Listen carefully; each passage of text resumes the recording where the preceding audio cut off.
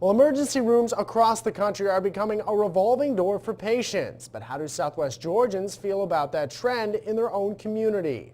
Fox 31's Courtney Highfield connects you to that story.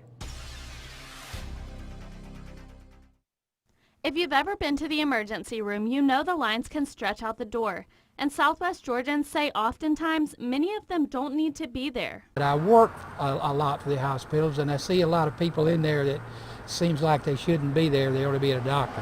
Probably just for, cuts and bruises, colds and things like that. Not so much, super emergencies or anything. The Society of Trauma Nurses also thinks the emergency room and trauma units are overused, but for a different reason, distracted driving. And people in Southwest Georgia agree. It is a problem. I was just reading on Facebook last night about a young girl. First time she was in a car on her own and she died from texting.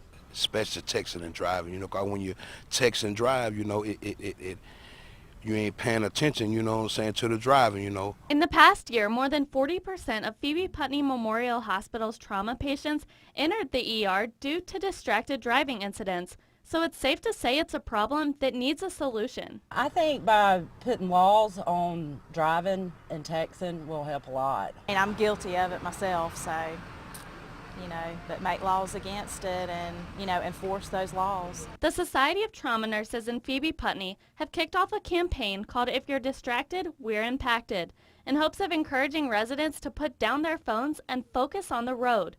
Courtney Highfield, Fox 31 News.